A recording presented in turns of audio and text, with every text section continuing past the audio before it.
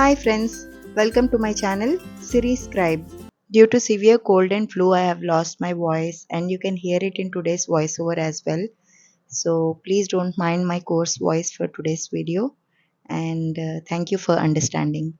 I'll show you on how I create one of these tote bags using old fabrics instead of discarding old clothes. I really enjoy the process of upcycling old clothes into meaningful products and I have been upcycling for almost 5 years now and it feels like a constant learning journey. At first, I focused mainly on creating accessories and art pieces from old clothes, but over time, I have gained more confidence and now I'm comfortable working on creating outfits as well. So, for today, I have a large piece of fabric that's perfect for making a tote bag, and I absolutely love the vibrant orange and white pattern on it, which is so beautiful. So I decided to use this fabric piece to make a tote bag. So let's get started. Always make sure to work on the wrong side of the fabric. Here I have two pieces of the main fabric with the right sides facing each other. This means that the wrong sides are on the outside, which is the side we will be working with. I always prefer my tote bags to have a lining inside to make them more stable and durable. So for this bag, I did find a lining with a similar color combination. While it wasn't the exact size I needed, but the fabric was great for lining purpose. So I decided to do a patchwork by cutting this one long piece of fabric into multiple sections and turning them into one square piece. Before I began working on the lining, I decided to focus on the main fabric first. In order to get the right size and shape for the tote bag, I used an old tote bag that I already had as a template. It was the perfect reference to measure the length, height, and even the size of the handles. Once I had these measurements, I made sure to add 1 inch of seam allowance on both sides of the fabric. After making the measurements, I carefully cut the main fabric according to the template. There is no need to add extra seam allowance at the bottom of the fabric, but for the top part where the handles will be attached, I always make sure to leave at least 1.5 to 2 inches seam allowance. So this extra space ensures that there is enough room to securely stitch the handles later in the process. I wanted my tote bag to be slightly bigger than the template, so I made sure to leave some extra space at the bottom. This added room will give the bag a bit more depth and makes it more spacious. Now let's measure the handle of the template bag using a tape. The handle length is roughly 24 inches, so I'll go ahead and use this measurement for my tote bag as well for the handles. In order to create a boxed edge for the tote bag, we need to cut a small square from each of the bottom corners of the fabric. This helps give the bag its shape and depth. It's important to cut the same size of square from both the main fabric and the lining fabric. For this tote bag, I am using a 3 inch by 3 inch square as a guide to cut the fabric at each corner. This step is shown clearly in the video, so you can follow along to make sure the cuts are even and accurate. Please note that there are two fabric pieces here with the wrong sides facing outwards. Now let's prepare the lining fabric. Since I didn't have a piece of fabric in the right size, I decided to create a patchwork. I have cut one long piece of this fabric into smaller sections and then attached them together to make the size of the main fabric. I also noticed an orange border on the fabric, so I decided to incorporate it into the patchwork design, using it as the central feature of the lining. This adds a unique and colorful touch to the interior of the tote bag. Also, this tote bag is reversible, which means you can use it on both sides. As you can see, here I am working on the lining fabric, cutting it into different sections. Once the pieces are cut, I'll stitch them together to create two larger fabric pieces that will match the size of the main fabric.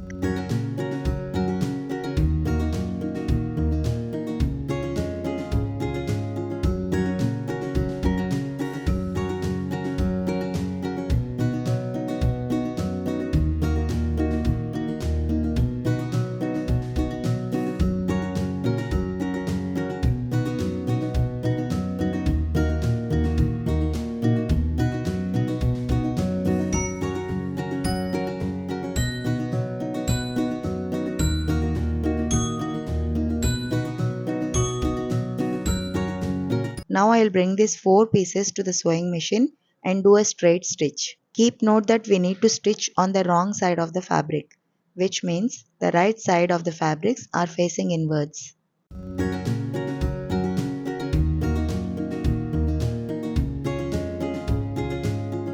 As you can see in the video, the patchwork lining fabric is ready.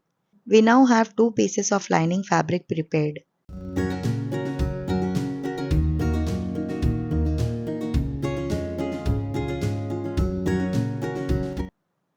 Next, it's time to cut the bottom corners of the bag to create the boxed edge, just like we did with the main fabric.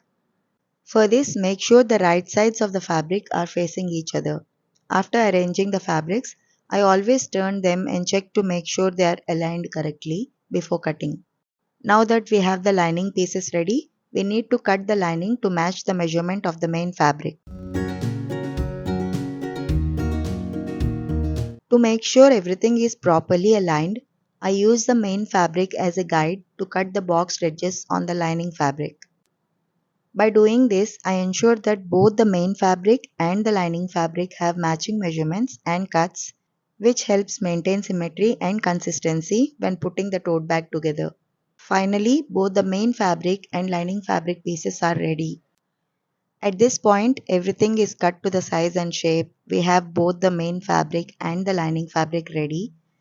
Now all we need to do is take the fabric pieces to the sewing machine and stitch them together, bringing the tote bag to life. But before we move on, let's set the fabric pieces aside for now, as we need to stitch the handles for the tote bag. Since the main fabric is quite thin, so I decided to add interfacing to make the handles little stronger and more durable. Before we start making the handles, we need to attach the interfacing. To do this, simply place the interfacing on top of the fabric and iron it properly. Just make sure that the glue side of the interfacing is facing the wrong side of the fabric.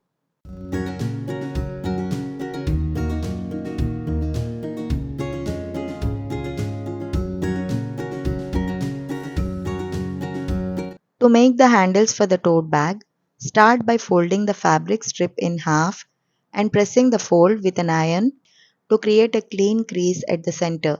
This process can be a bit tricky to explain in words, so I recommend following along with the video clips for better understanding. The goal is to hide the raw edges by folding the fabric neatly. Once I have finished folding, I'll sew along all 4 sides of the handle to secure the folds in place.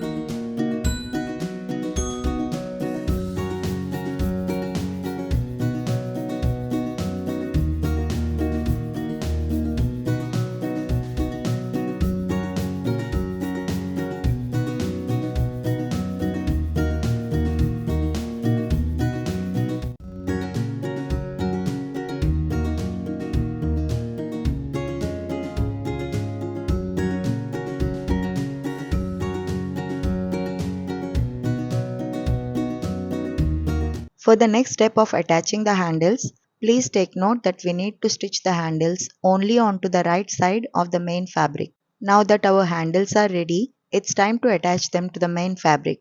For this step, I always begin by folding the main fabric in half lengthwise, aligning the edges.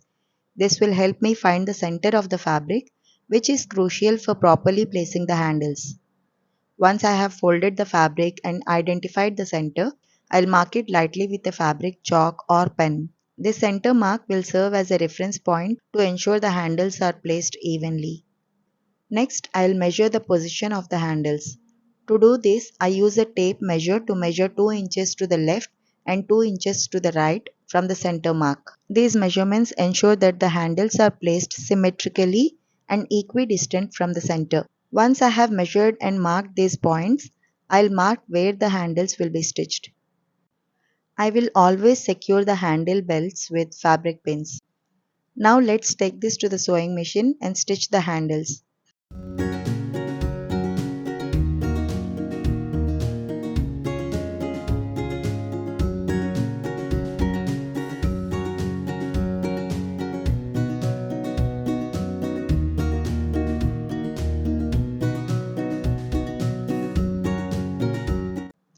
Let's take this to the sewing machine and stitch the handles. Always keep half-inch seam allowance while stitching the handles.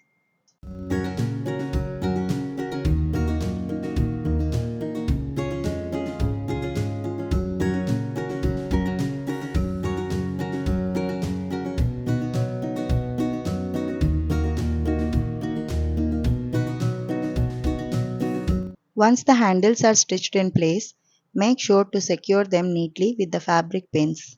This will help prevent the handles from shifting here and there when we continue stitching the rest of the bag. Now take one piece of the main fabric and place it on your working surface with the right side facing up. Then take the second piece of the main fabric and place it on top with the right side facing down so that the two right sides are facing each other. This step is crucial because we are going to stitch all sides of the bag on the wrong side of the fabric. If you are a first timer watching this video, please do not feel overwhelmed of the procedure. You'll slowly get hold of it once you follow the steps properly. Now arrange both the fabric pieces neatly, making sure the edges are aligned.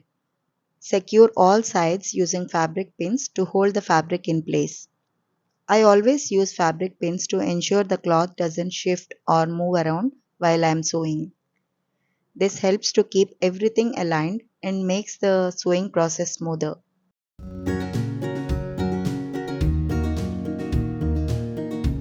We need to stitch along three sides of the fabric, the two side edges and the bottom edge as shown in the video.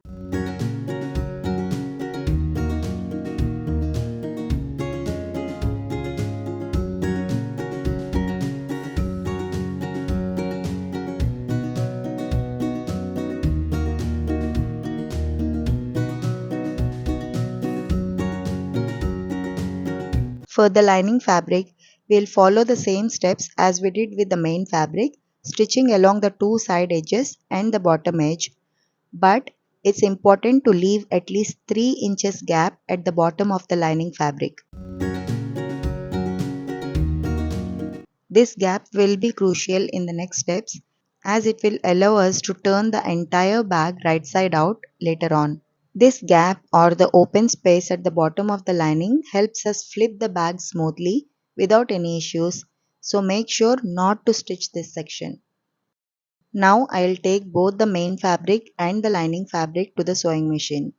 For the main fabric, I will stitch along the two sides and the bottom, making sure to keep a half-inch seam allowance. I will repeat the same for the lining fabric as well, but remember to leave the 3-inch gap at the bottom as mentioned earlier.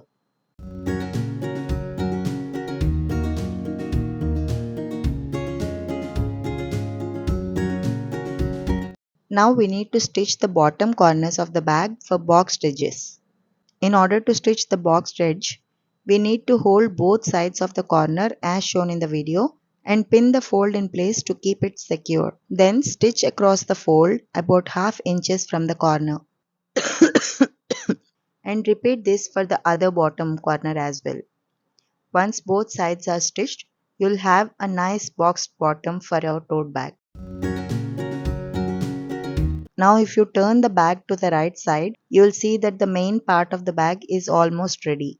However, don't forget that we still need to attach the lining to the main fabric. At this point, I realized that I forgot to stitch the lining fabric boxed edge. This is not an issue. I will sew it when I work on joining main fabric and lining. Now let's get to know the process of attaching the main fabric to the lining, which is a crucial step in ensuring a clean and professional finish. First, make sure that the main fabric is turned to the right side. For the lining fabric, it should be turned to the wrong side, meaning the inner side is facing outwards. As demonstrated in the video, take the main fabric and carefully insert it into the lining fabric. This step is essential because it will allow the lining to be hidden inside the garment once sewn. Next, gently align the seams of the main fabric and lining, making sure they match up evenly. Pay close attention to ensure that the edges of both fabrics are aligned properly to avoid any misalignment later on. Once you have everything lined up, use fabric pins to secure all corners and edges of the two fabrics together. Pinning the fabrics will help keep everything in place while you sew, preventing shifting of the fabric during the stitching process. Once I am done with securing both the fabrics together, I will take it to the sewing machine to attach the main fabric and lining fabric together. This will complete the process of combining both layers and form the structure of our bag.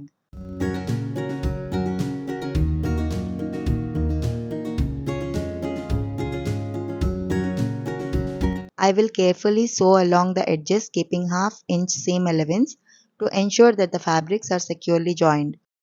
Always remember to keep one important detail in mind. While sewing at this point, we need to secure the handles properly. To do this, make sure to sew back and forth at the handle joints a couple of times, so this will reinforce the area and provide extra strength. It is essential to ensure the handles are firmly attached to the bag. Now that I have stitched the bag, it's time to reverse it. As you can see, I have successfully attached the main fabric and the lining as shown in the video.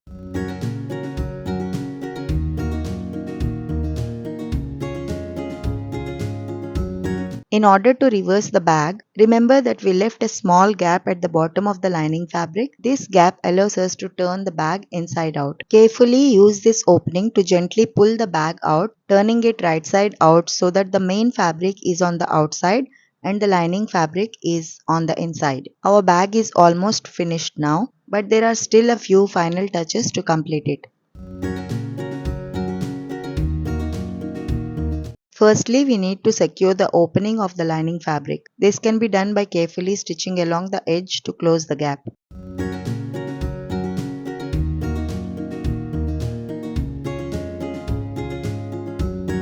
Now it's time to add a top stitch along the top edge of the bag. The top stitch will give the bag a neat and professional finish while also reinforcing the seams to ensure durability.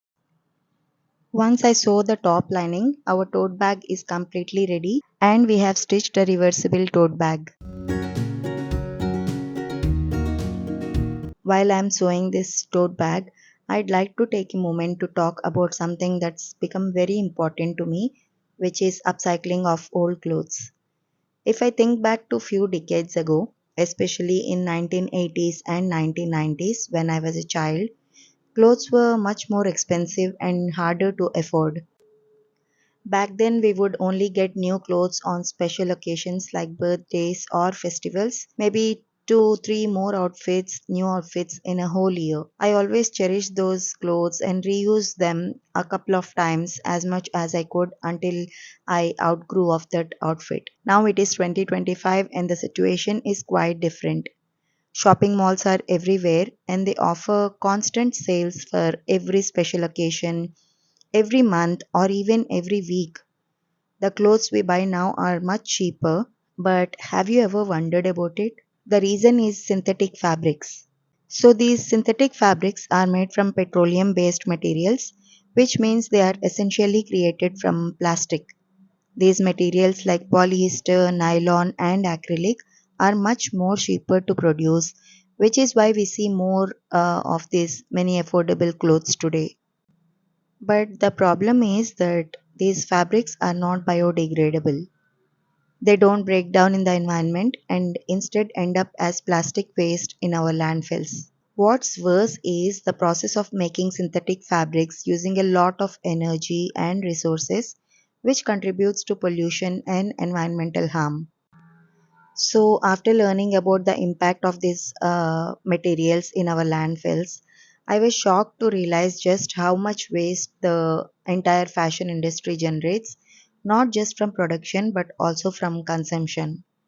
This realization hit me really hard, and I wanted to do something about it, which is when I decided to start upcycling of old clothes by taking something that would otherwise end up in landfill and turning it into beautiful and meaningful products. I feel like I'm making a small difference in reducing fashion waste. Even though it's just one small step, every little bit helps to divert this fashion waste and promote sustainable slow fashion. I hope you enjoyed watching this video. I'll see you all in my next video. Until then, stay curious and keep learning.